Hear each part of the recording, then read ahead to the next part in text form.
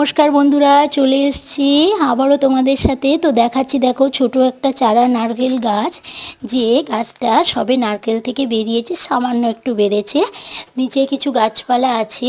দেখাচ্ছি, দেখো এটা একটা পুকুরের পাড়, আমাদেরই পুকুর পাড়। তো দেখো বন্ধুরা কেমন লাগছে, জলটা সবুজ হয়ে রয়েছে, মাছ আছে অনেক পুকুরটায়। তার পাশেই দেখাচ্ছি, দেখো বন্ধুরা, ঠিক একটি বড় নারকেল গাছ।